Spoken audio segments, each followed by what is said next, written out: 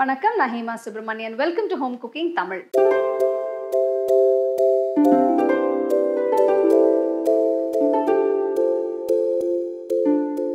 சிக்கனில் நிறைய ரெசிபிஸ் செஞ்சுருக்கோம். இன்றைக்கி நம்ம பார்க்க போகிற ரெசிபி சிக்கன் சால்னா.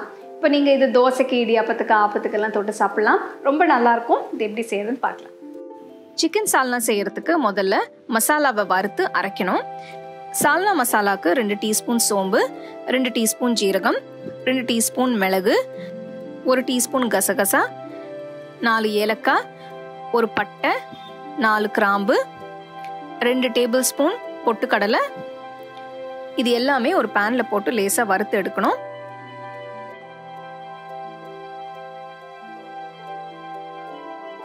வறுத்த பிறகு எடுத்து ஒரு தட்டில் வச்சிருங்க. வறுத்த மசாலா ஆறின பிறகு ஒரு மிக்ஸி ஜார்ல போட்டு இதோட 2 பச்சை மிளகா, 1/4 கப் திருகண தேங்காய், ஒரு கையளவு சின்ன வெங்காயம்,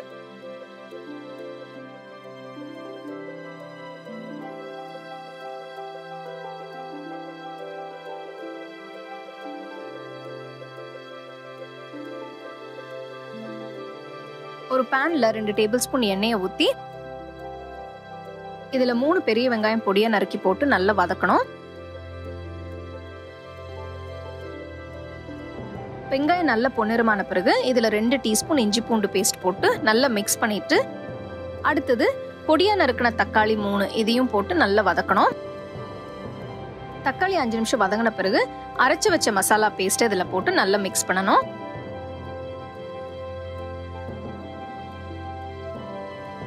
மசாலா போட்டு நல்லா மிக்ஸ் பண்ண பிறகு இதுல 1 கிலோ சிக்கன் போட்டிருக்கேன்.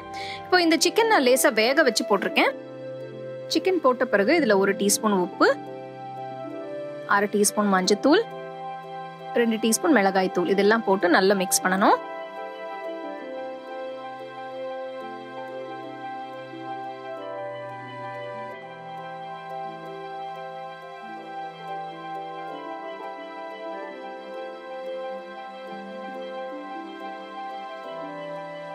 இப்போ பார்த்தீங்கன்னா சிக்கன் மசாலால நல்லா கோட் ஆயிருக்கு.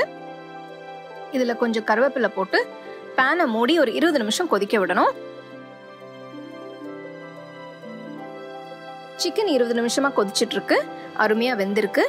இப்போ குழம்பு டேஸ்ட் பண்ணி உங்களுக்கு தேவைப்பட்டா கொஞ்சம் உப்பு சேர்த்துக்கலாம்.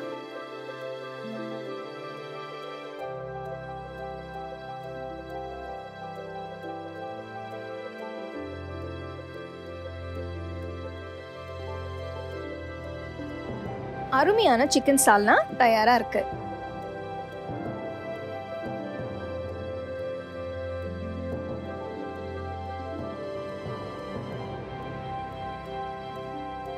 ரொம்ப குயிக்காக ஈஸியாக செய்யக்கூடிய சிக்கன் சால்னா எப்படி செய்கிறதுன்னு பார்த்தோம்.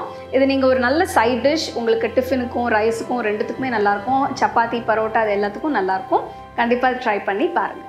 You can get a copy of our first edition of the home cooking book on 21 frames.